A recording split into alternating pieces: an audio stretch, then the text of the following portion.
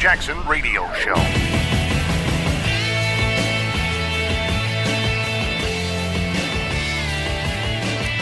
Greetings and salutations. You are tuning in to the Kevin Jackson Radio Show. It's a beautiful Friday. My name is Brett Segal, the Disgruntled Millennial, broadcasting to you live from my safe space down here in northern Florida, where I'm always free from your bigotry, racism, hatred, microaggressions, sexism in Hollywood, and patriarchy. Yes, I did just say sexism in Hollywood. In liberal, leftist Hollywood. I was just reading just a moment ago a statement by Meryl Streep where she basically denies knowing anything about Harvey Weinstein's nasty, disgusting escapades where he would go and take new actresses, people who wanted roles and jobs in Hollywood. He would take them in the back room and corner them. He's this big, nasty, brutish, disgusting looking villain-esque type of guy. And he would take them and he would corner them in a room and start playing with himself and touching himself and, Jerkin The McGerkin right in front of them, right in the middle of dinner. Except folks like Meryl Streep, these hypocrites, these Hollywood hypocrites who claim not to know anything about this. She says, I did not know about these other offenses. I did not know about his financial settlements with actresses and colleagues. I did not know about him having meetings in his hotel room, his bathroom, or in other inappropriate coercive acts. And she says, and if everybody knew, I don't believe that all the investigative reporters in the entertainment and the hard news media would have neglected for decades to write about it. Really, Meryl Streep? Do you really believe that? To me, this looks like you're just trying to come out ahead of this, because there's no way that you didn't know about it. And if these rumors were so strong, like you said, I've heard about these rumors for years. But, there was no proof.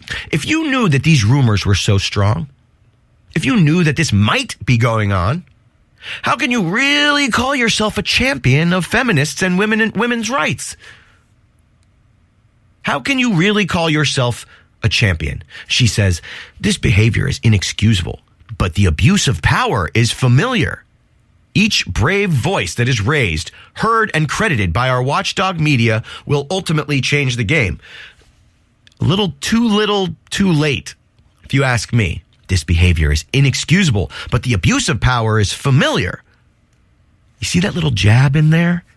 That little jab about patriarchy?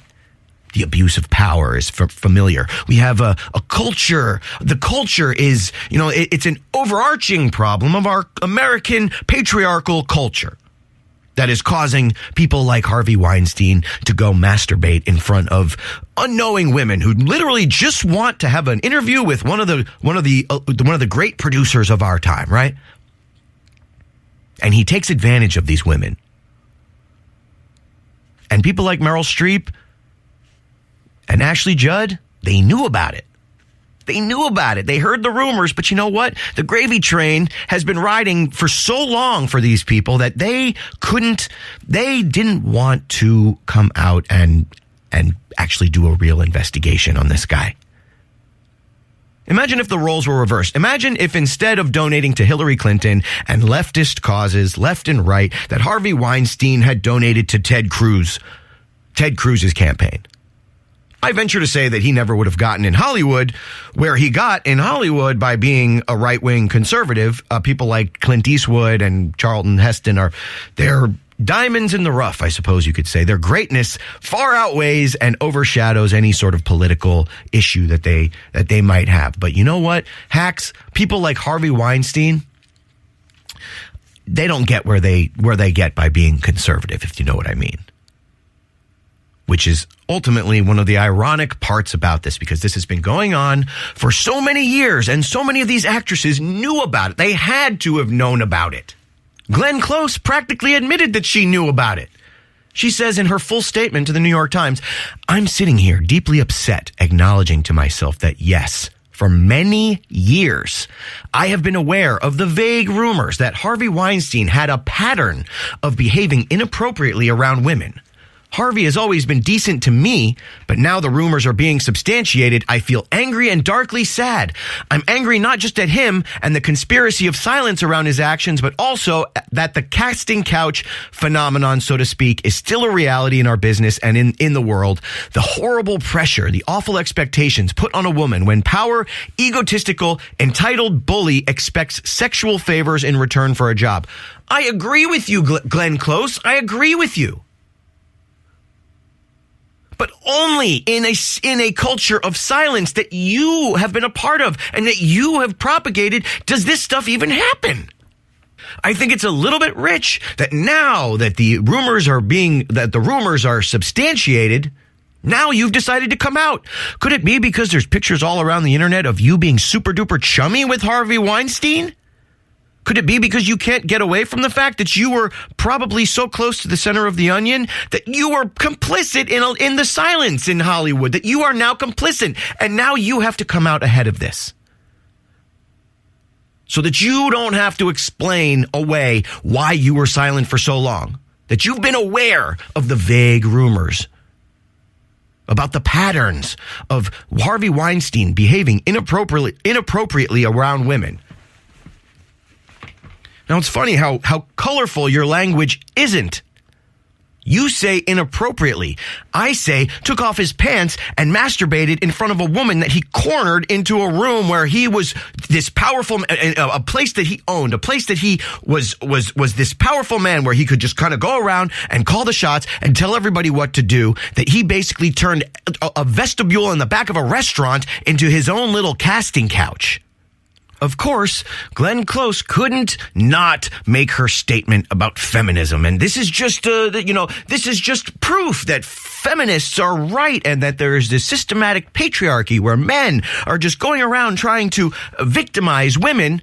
She has to go and make her jab. She has to go and jab the patriarchy. She says further, ours is an industry in which very few actors are indispensable and women are cast in far fewer roles than men. So the stakes are higher for women to make them more vulnerable to the manipulations of a predator. I applaud the monumental courage of the women who have spoken up. I hope that their stories and the reportage that gave them their voices represent a tipping point, that more stories will be told and that change will follow.